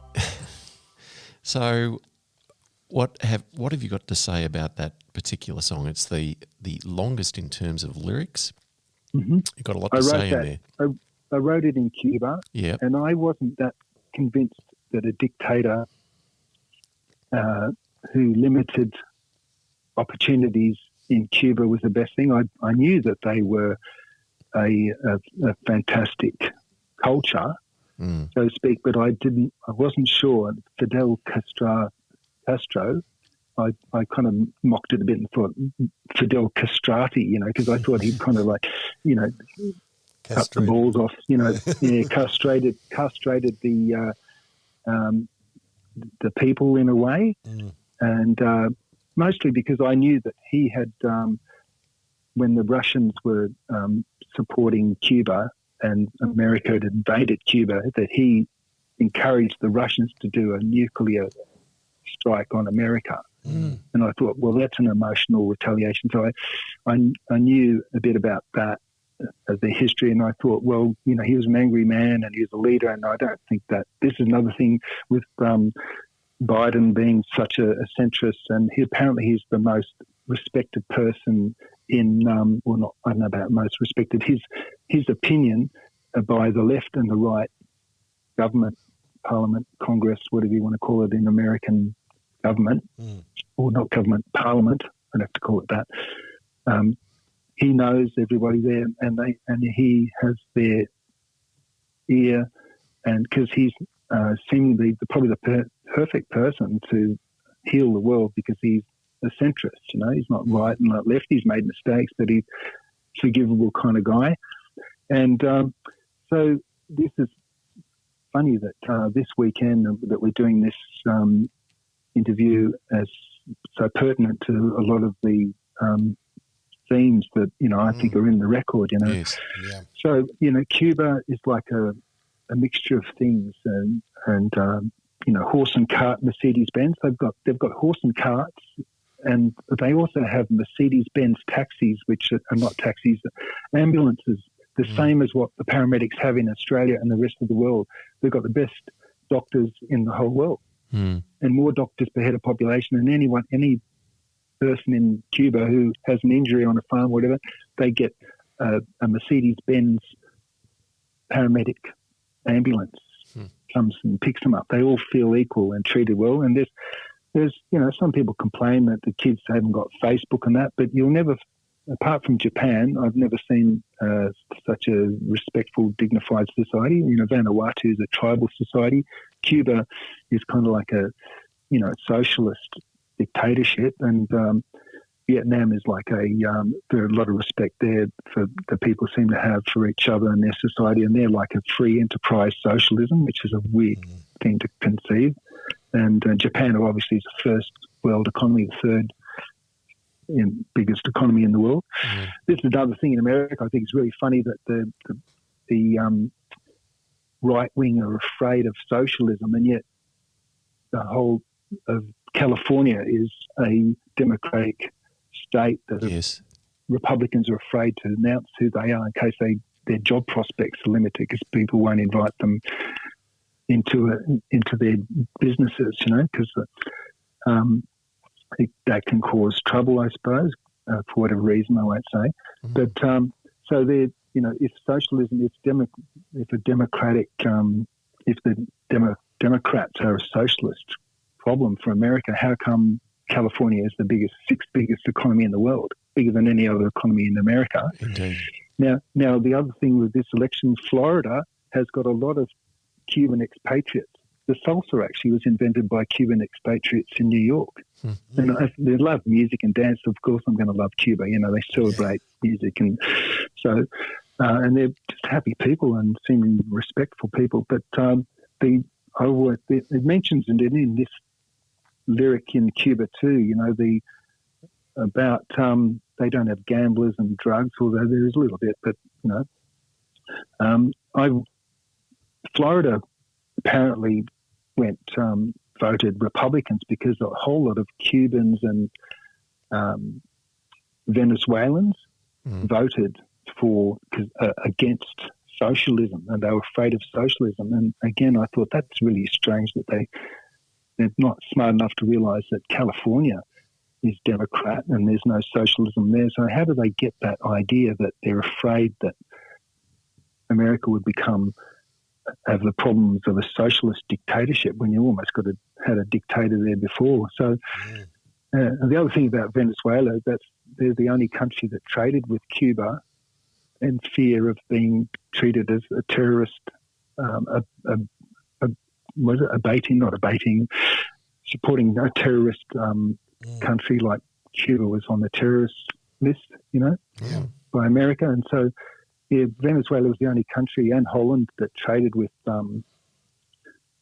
Cuba. So I think that was interesting too. Also, Venezuela's got the biggest oil reserves in the world. Fascinating. And it's obviously one of the poorest countries, and not that I want them to use those oil reserves either, but they haven't been able to. And obviously, there's been a mass exodus of people from Venezuela due to starvation, because America has crushed their economy as well. It's very complicated, this whole political thing. That's why I don't really like to have an opinion one way or another. I just like to point out the things that I've noticed, not have a judgment on them, But so I'm a greenie, and it comes down to the environment. I think you can't go wrong. We all have to eat food. I don't know if you noticed this while you were over there. I had a friend that spent some time in Cuba, and she was fascinated by the fact that after the Americans had put on sanctions and stopped oil and all sorts of imports into the country, that they had to reinvent themselves, and they started a lot of market gardens, and you see buses being pulled around by horses and things like that. And they ended up in a situation at least 10 years ago, when she was telling me this story, where they've actually found a form of happiness and peace beyond technology, because they've had to reinvent themselves in a lot of ways, where they rely on each other a lot more than what we do in other Western countries. Yeah, but they don't farm as much as they could. They do suffer the same fate as most people in the world. They're kind of everyone tries to get out of doing hard work, arduous work like farming and that. So they do import a lot of food, but they could grow more food than they do. I was really surprised to hear that Holland is one of the biggest exporter of food in the world because they grow so much efficiently in greenhouses without pesticides because they don't have insects. And I was quite surprised that. I heard that yesterday. Yeah, no, Holland's one of the biggest exporters of food in the world. Yeah, wow. I was there a couple of years ago, and I was amazed by how many greenhouses there were in Holland, like just miles and miles of them there. It's huge, yeah. Multi-storied. Yes, absolutely. They kind of have them on a conveyor belt, a vertical conveyor belt not conveyor belt, but yeah, they're pretty efficient. They're quite industrious, the Dutch. Yes, they are.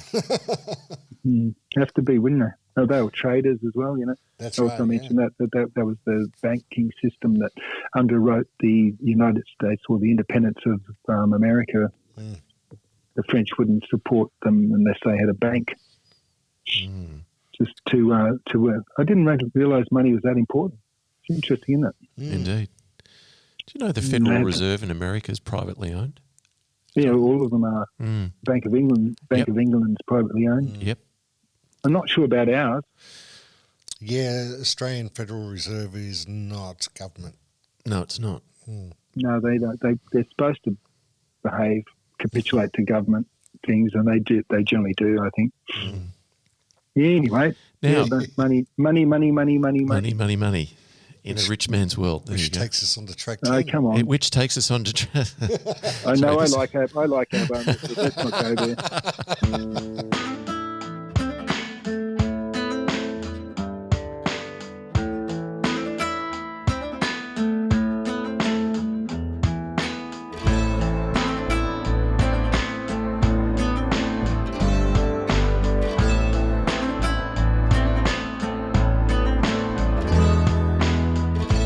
Horse and cart, Mercedes-Benz.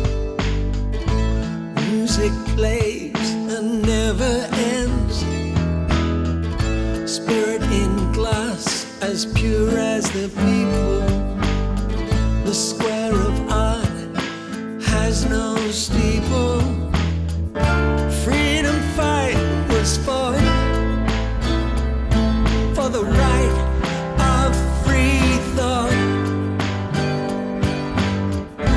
Everywhere is ice cream. The smiling people beam. A simple love at home is best.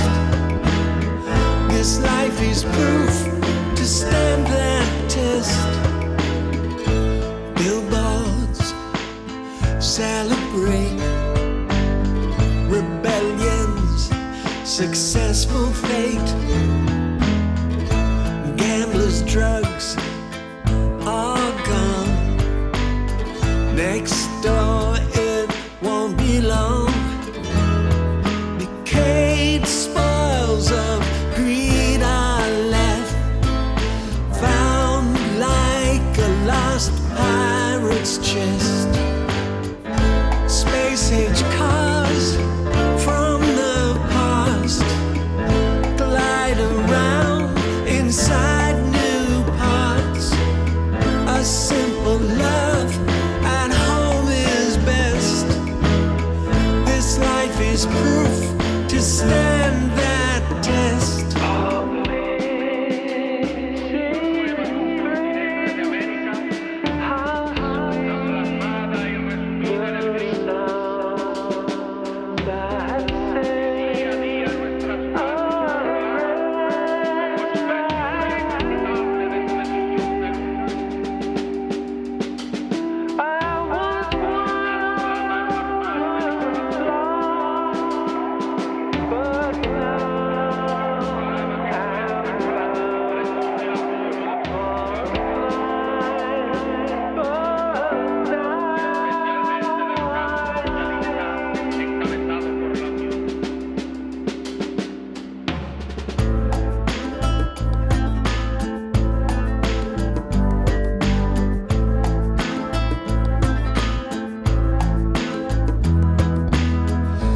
Dance of life, unstoppable.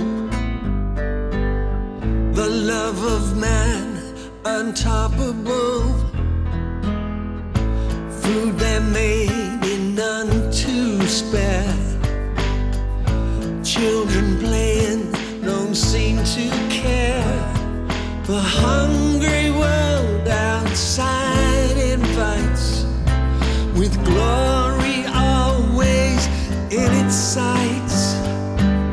Freedom fight was fought for the right of free thought. Everywhere is ice cream, the smiling people be. A simple love at home is best. This life is proof to stand that test.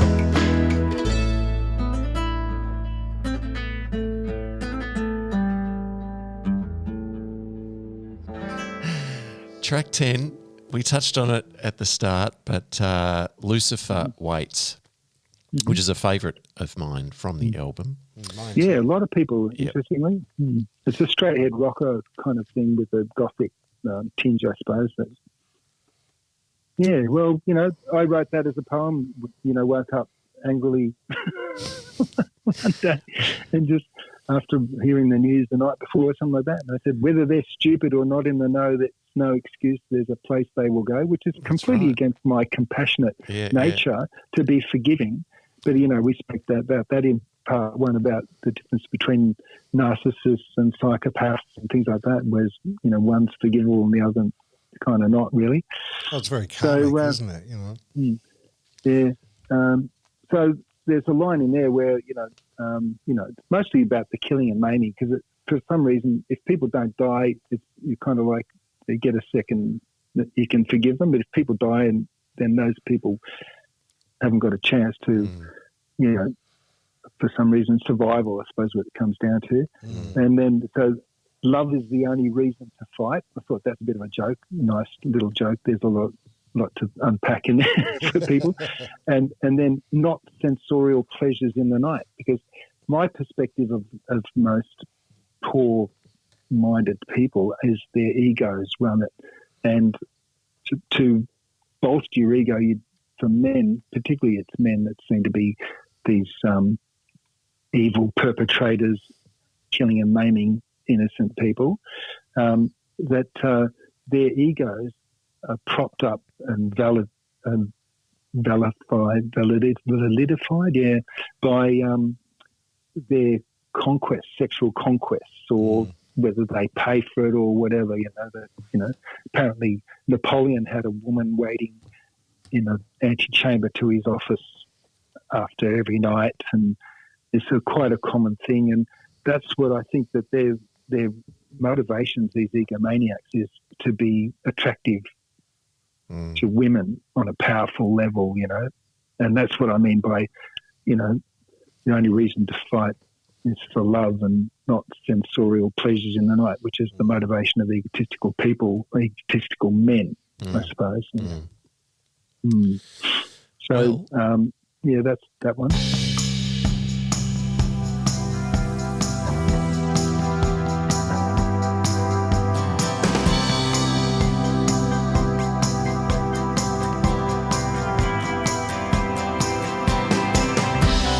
Whether they're stupid or not in the know, it's no excuse. There's a place they will go. Everyone knows what's right or wrong. Can't hide themselves from where they belong. We know where they're going. Oh well, you know they're going. They're going to hell. Killing or maiming of poor innocents. Know where their eternity will be spent. Love is the only reason to fight. Not sensorial pleasures in the night. We know where they're going, oh so well. You know they're going to hell.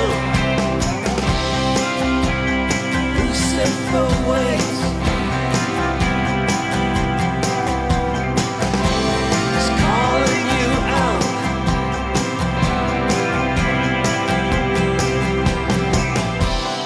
Money and power cannot satisfy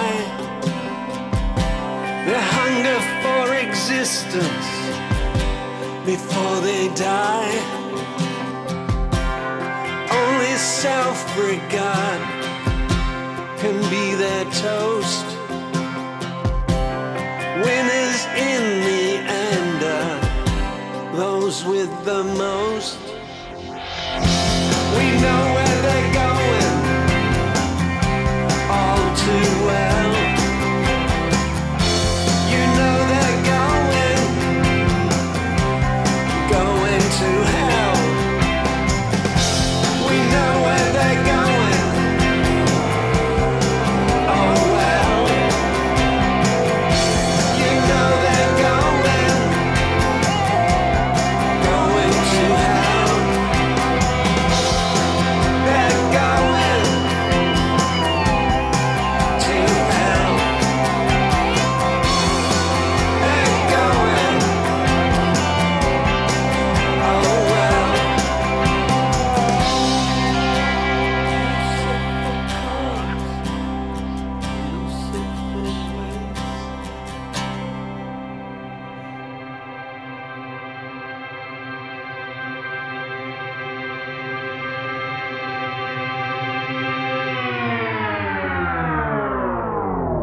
We arrive at track 11, which is the closing Last track. Yes. That's last. And it's a great album closer. Mm-hmm. And it's a very positive way to close out the album, in my view. So the track's We Mm-hmm. All, and so what can you share with us about that?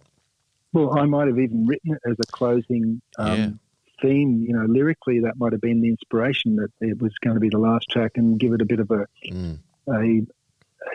epilogue or something.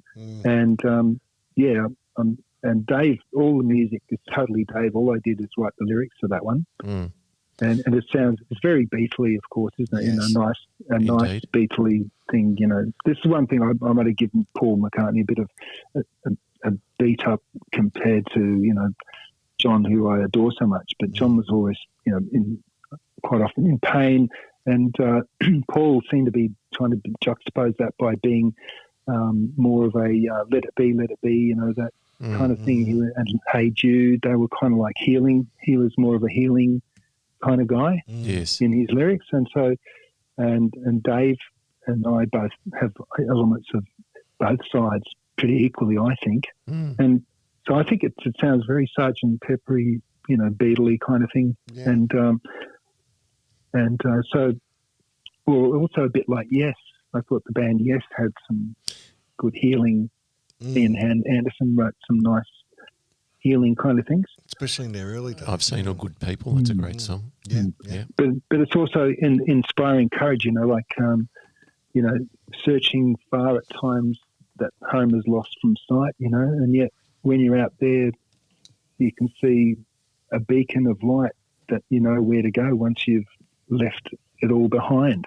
I know I've talked a lot about these lyrics now, but I was really glad that I had an opportunity to do lyrics and to talk about them with you. And as I say, I'm not sure if I'll be doing any other interviews apart from this one, and I thought I'll give it as much attention as you allow me. So it says, we all can love the world, we all can share the love, which Dave tacked that into it. But my last line was, we know it's change we need to make the world be fair. So, you know, and I think, again, in these times of Biden's presidency, achieving presidency, I don't feel that's a hollow kind of hope at all. No, it seems very poignant, actually, yeah. Yeah. So sometimes you can be lucky when you get these confluence of things. I would love for syncretism to be a part of this whole era that we're in now, significant. And it has been for me. It's been weird, it's very prescient, Well, it is. It's out there. It's in the world. So, yeah.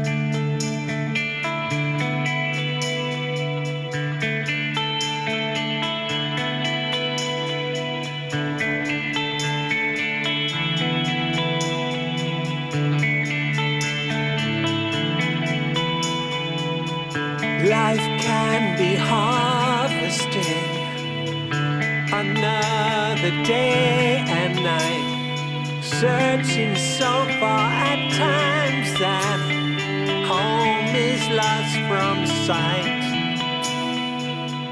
and living on the edges where one can find a care, a beacon way out there that sends a light. We've had some arguments, tradition at great expense. These are extraordinary times to be shared. We know it's change we need to make the world be fair.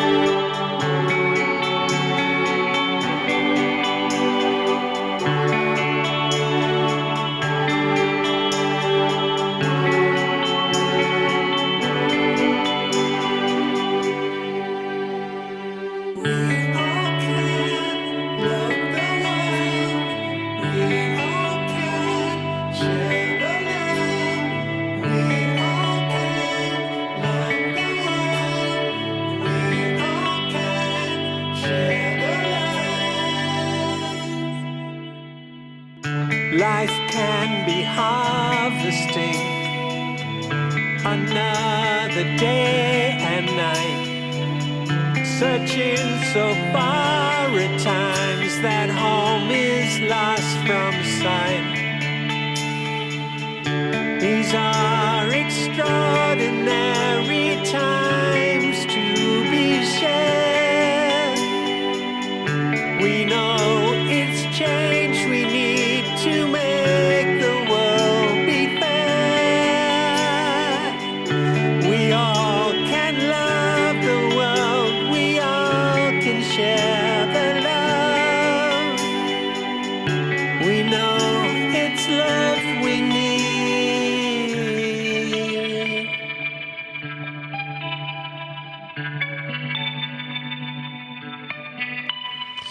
And thank you, Steve. I know you're a musician too, so and a drummer. Yes. You let and I too. We drummers, we know we're the life of the party. Whenever I tell anyone in the band, you can't have a good band without a good drummer because they're the life of the party. They'll make you sound like you stink, or they'll prop you up, in the heavens. A friend of mine years ago said, the drummer in a band or in any music setup is always the most important person, the most popular person. I said, how'd you come around to that, realisation? He goes, well, everyone taps their foot, don't they? Everyone's what? Everyone's tapping their foot. Yes, because they have to lock into that timeline. That rhythm, yeah. The rhythm's one thing, but whether it's too fast or too slow, it's just the perfect timing. Timing is like, underrated. But bass players, they're the secret weapon that people aren't really aware of because they're part of that rhythm section. Also, they're counterpointing the melody of the singer. If you listen to this, when the singer stops singing, see what's between the singing. If it's not the bass player, they have to have something else, doing something to carry the event.